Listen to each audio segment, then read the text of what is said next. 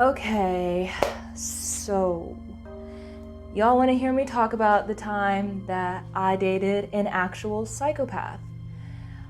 Well, we're gonna get into it, but before I talk about this experience, I just want to say that I'm not trying to make fun of anybody's mental illnesses here. I struggle with a lot of mental illnesses as well, but I don't treat people the way this person treated me. I'm not even for 100% sure that what she told me was true. I know this person is prone to lying, and I truly do believe in my heart that she lied to me about her mental illness. So that being said, the only other way I could explain it is if she was a psychopath. So I'm gonna hop right into what happened and how I dated a psychopath. So, oh my God. And sometimes things are very uncomfortable for me to talk about. So if I am like smiling or laughing, it's just because I literally cannot comprehend or believe that I stayed with this person for as long as I did, and I can't believe how stupid I was. So that's what I'm laughing at. It's a nervous laughter, okay? So just bear with me, all right? So the first time, we're gonna call her L.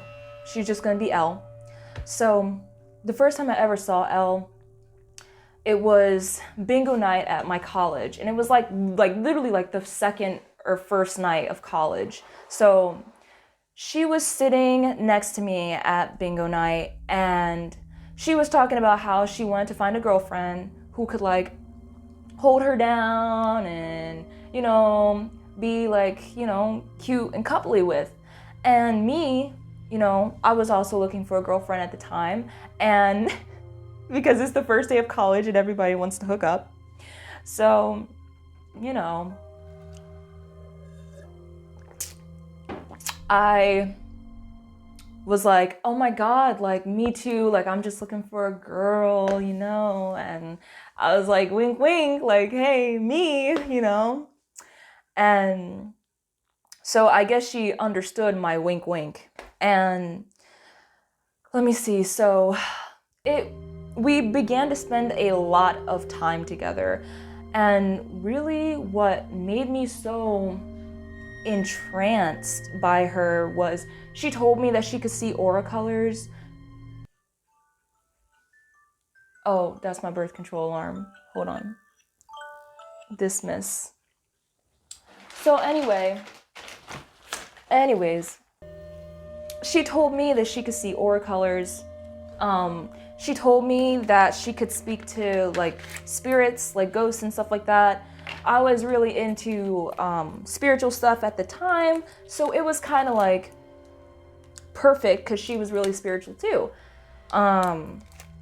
We spent like a week just like together, like literally you couldn't separate us. Like we'd go out and we'd go to the park, not the park, there was a trail behind the college.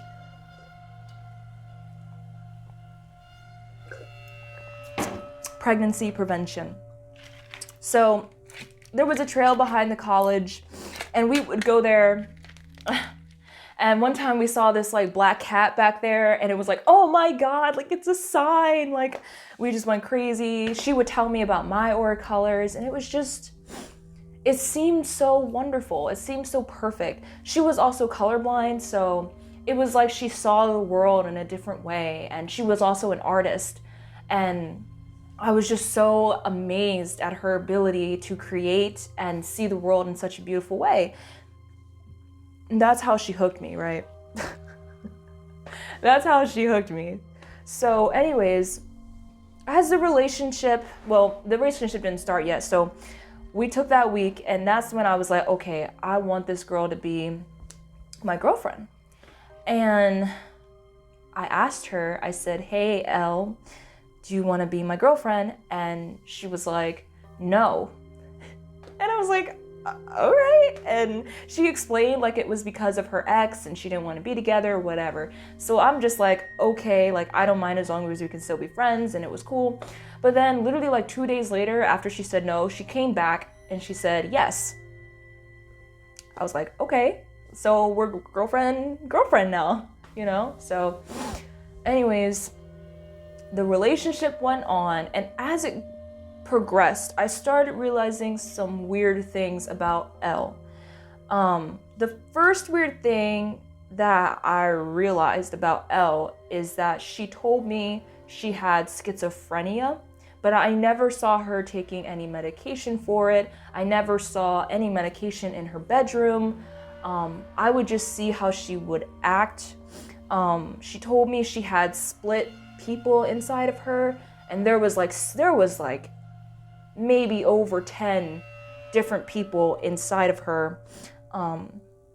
That was the first thing that really came up, that I was like, okay, I mean, I have to know my girlfriend has a mental illness or whatever. So the other weird thing that came up a lot that I started noticing is she started copying me. And I know it's flattery to copy people, you know, that you like, and, you know, take on some things about them, but she would take on things that I have spent years perfecting and years doing. So the first one was like acting and singing, and she would, you know, she took up an interest in singing and acting all of a sudden.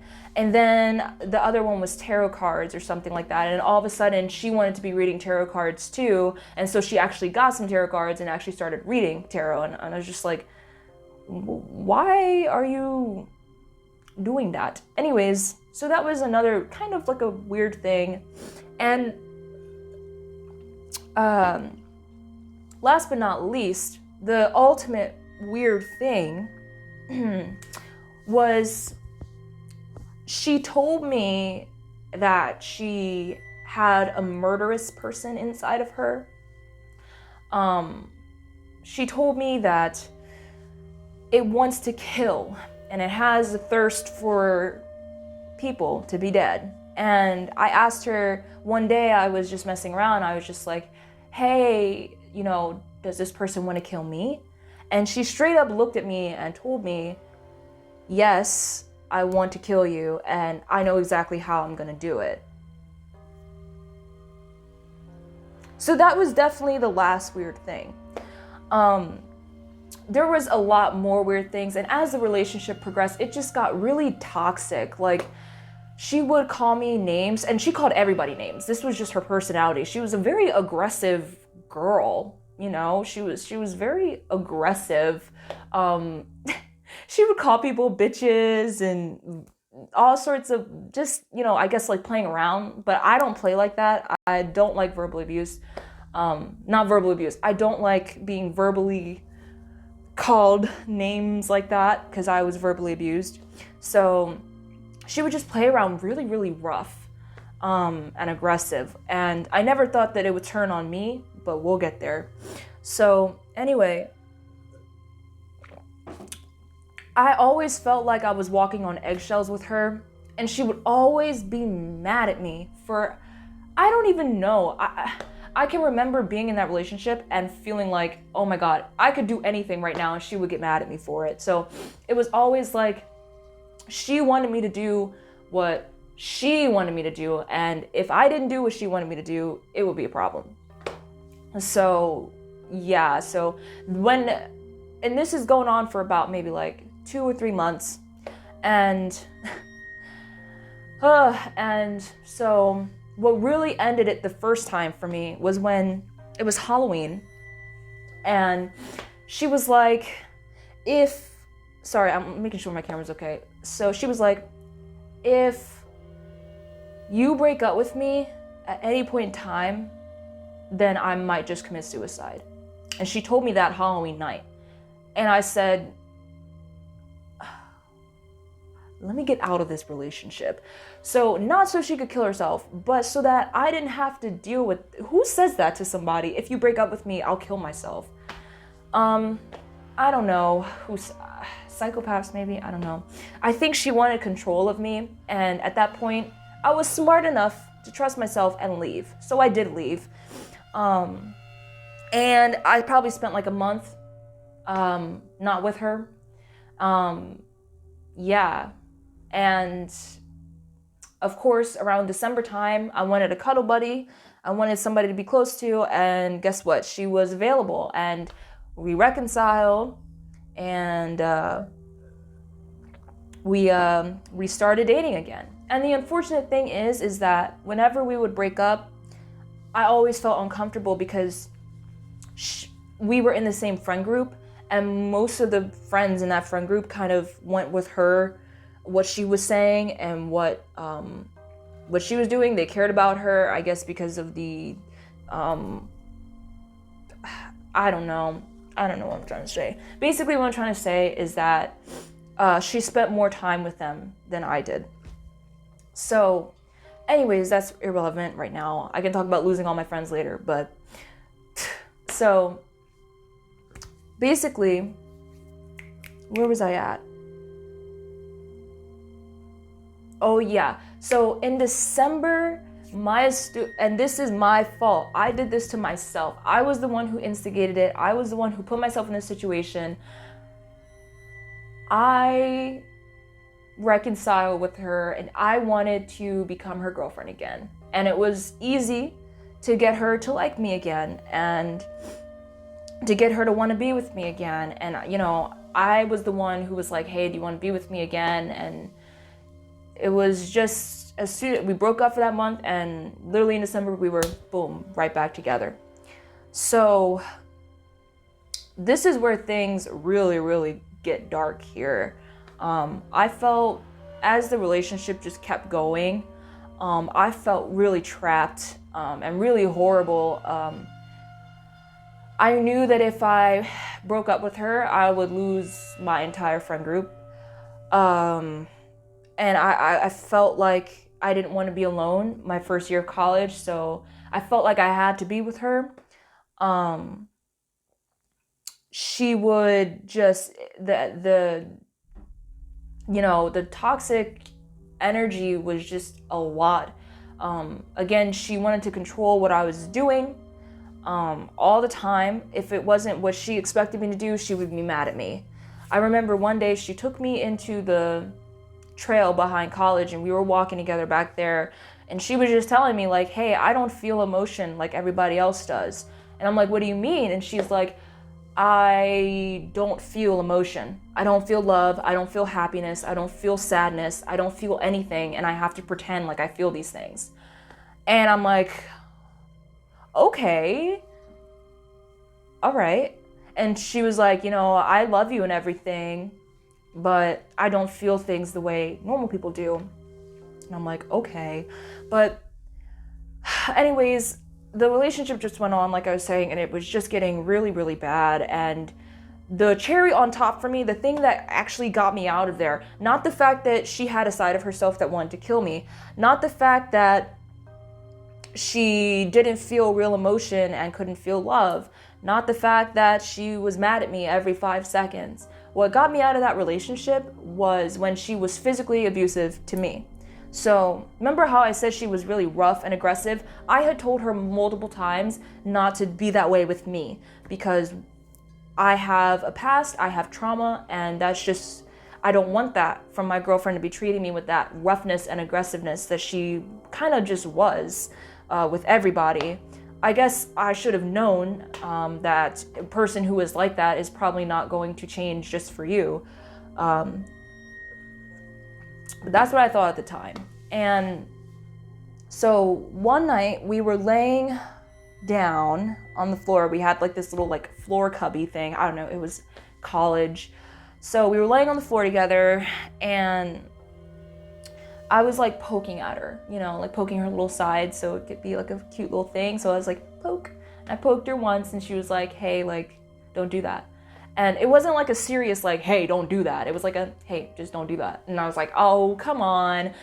That was my mistake. Oh, come on. It's not that serious. See, I should have just respected the, hey, don't do that. But I didn't.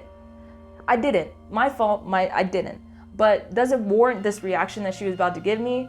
No. So I poked her again, trying to be cute, you know, I was like, pokety poke, you know.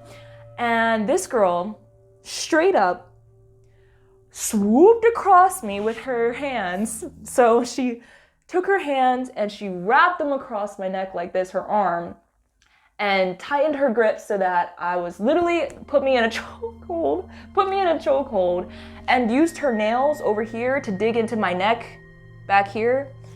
And she held on tight for a couple seconds, for a couple good seconds. She held on tight and she told me to my face, don't fucking touch me right now.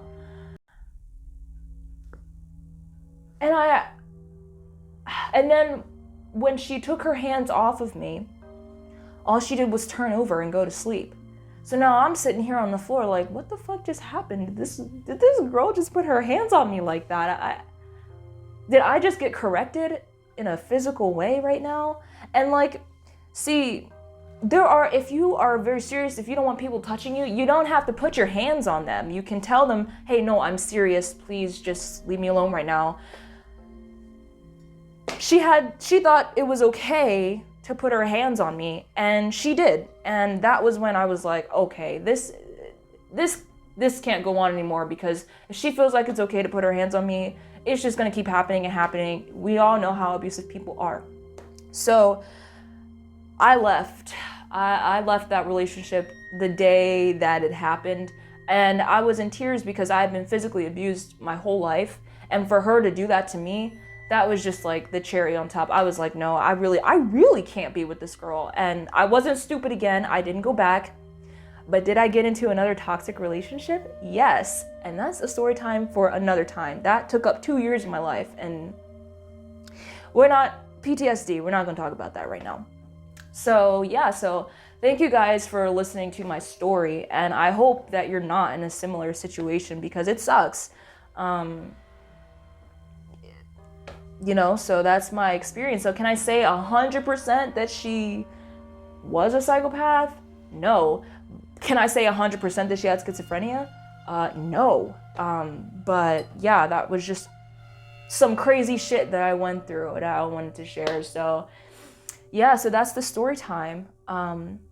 If you guys want more story times, I'm gonna be here Tuesdays and Thursdays. Just a lot of shit has happened, and we're gonna talk about it because it's kind of crazy. But anyways, thank you so much for watching, and you can subscribe, you can like, you can comment, do all that good stuff.